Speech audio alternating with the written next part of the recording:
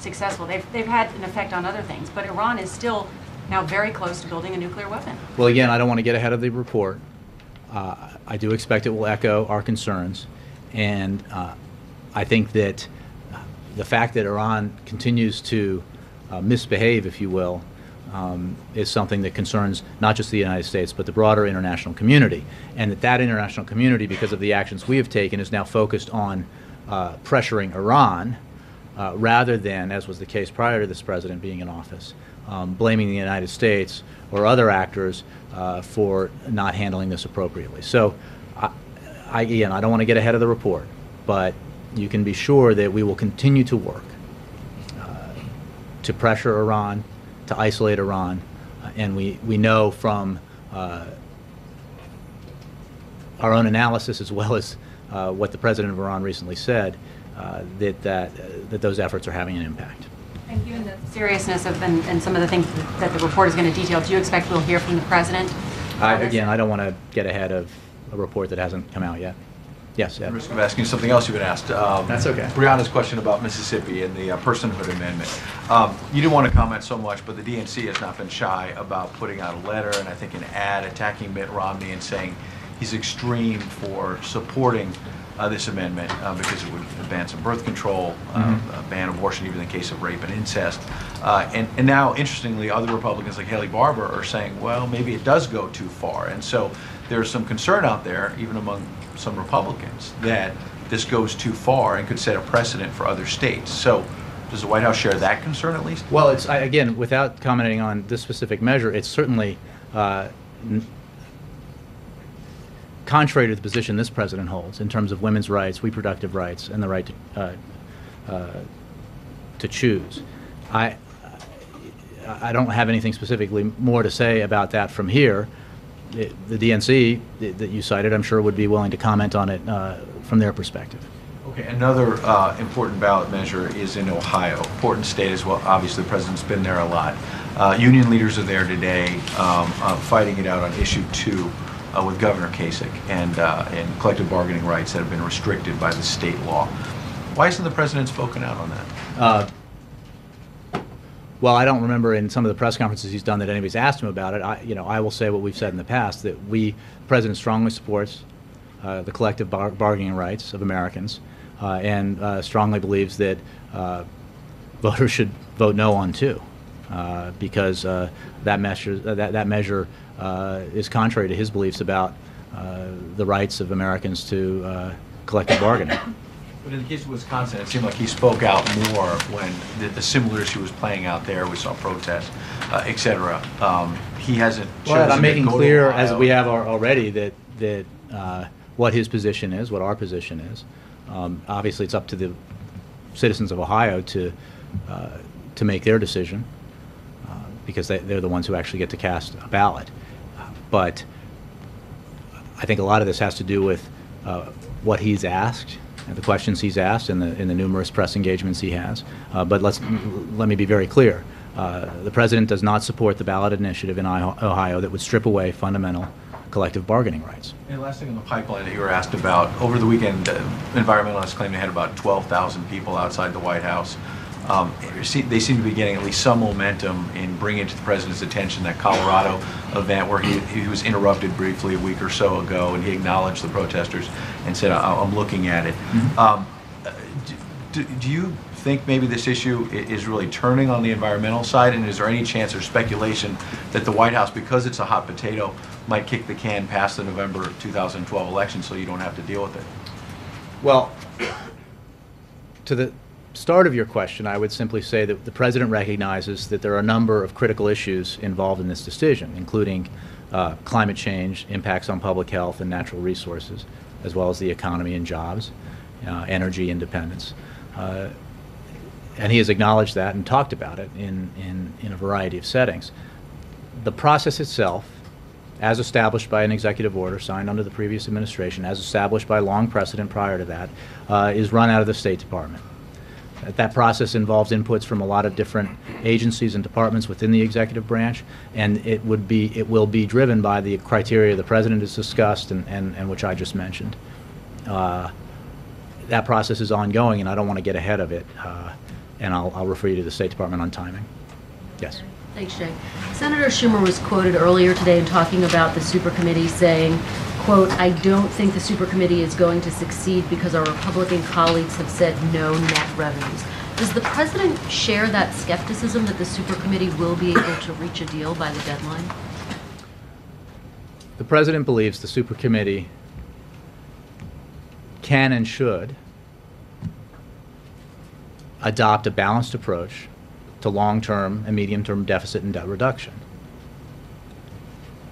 How you do that is not nearly as complicated as we might expect. It's been laid out now by a variety of different commissions that have looked at this, bipartisan commissions, as well as in the president's own proposals. He remains hopeful that the supercommittee will take that approach because we need to address this issue. That was the idea when Congress decided to create this supercommittee through the legislation, through the Budget Control Act, and we certainly hope that the committee will act accordingly.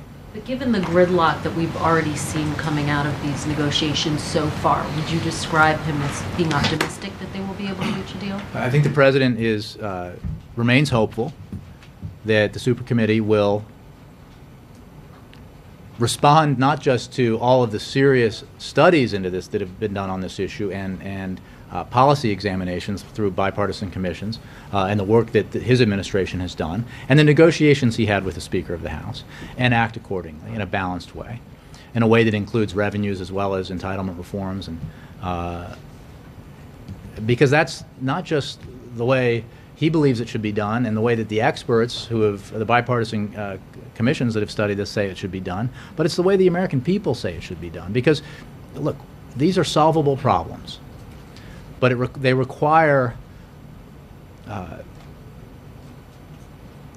willingness to compromise. They require everybody to participate, and by participating, that means that the burden has to be spread evenly. It cannot, when you talk about, I guess you began by asking about Republicans who insist on no revenue. Well, what does that mean in practice? Because if we've seen the proposals that do this without any revenue, and you know what it means? It means putting a big boulder on the shoulders of senior citizens. It means asking sacrifice only from the middle class, or from seniors, or from families with disabled children.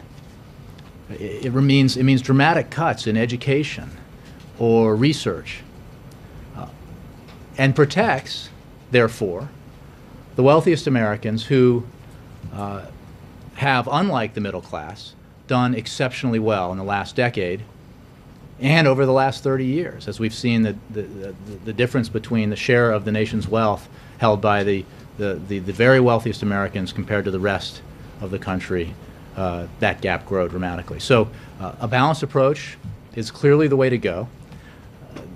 Hopefully the supercommittee will come together around a balanced approach, and if it does, that'll be good for the country. It'll be good for Congress. I think Congress's approval ratings might actually get above single digits if they act accordingly. So it's good politics, it's good policy.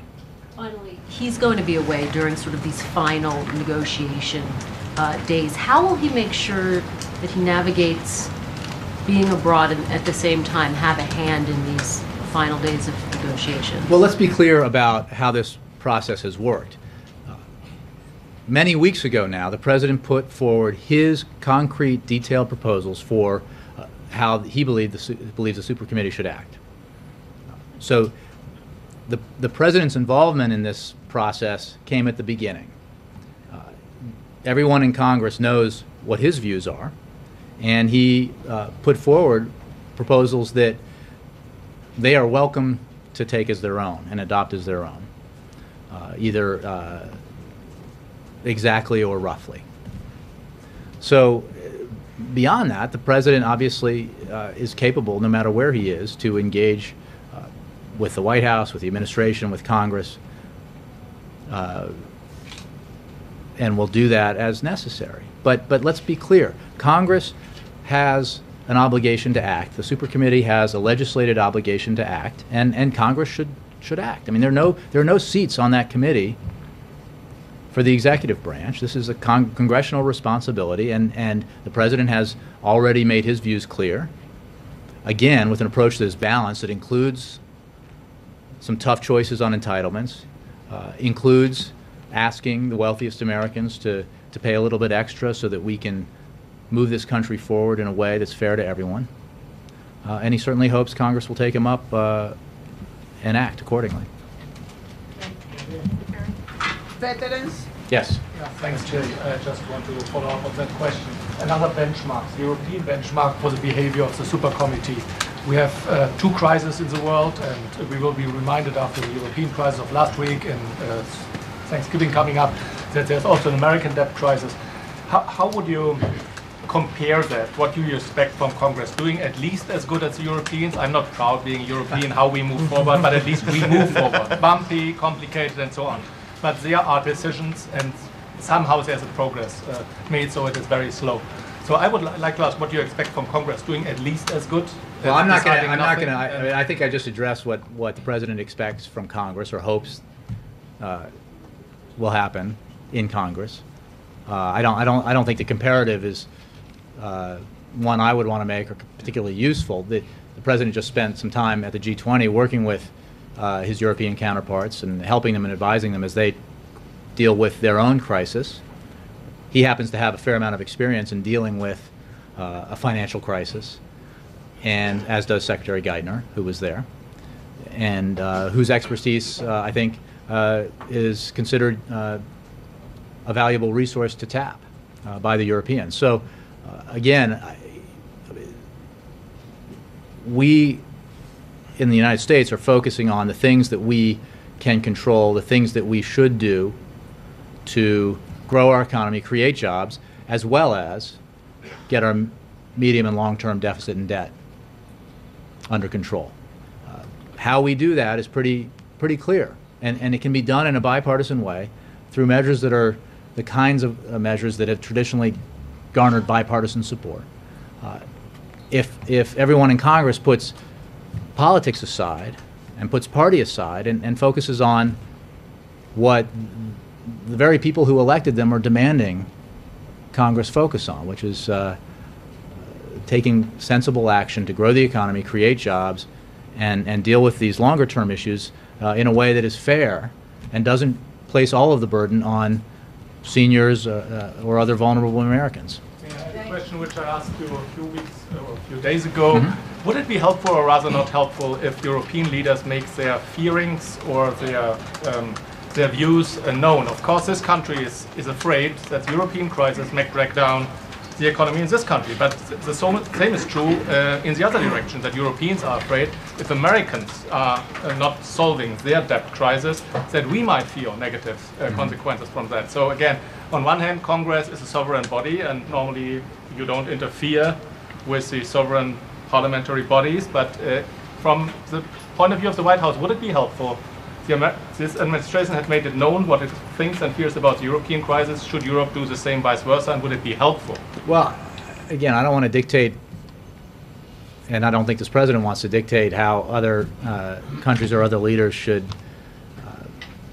speak or view events in the United States.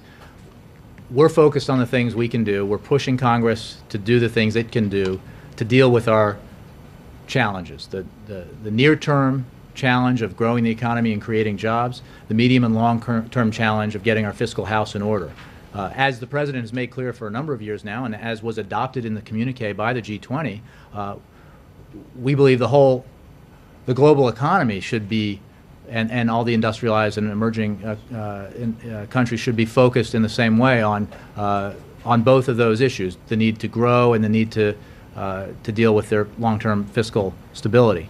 That's the approach we're taking here. That's the approach we're pushing Congress to adopt, and that overall approach is one that the president discussed with his counterparts at the G20.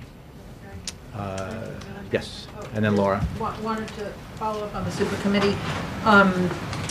Moody's has threatened another downgrade if they don't come to an agreement. I'm wondering if the president would commit to vetoing anything that would avoid the sequester. In other words, if the super committee can't act and there's a sequester, there's already talk about legislation that would try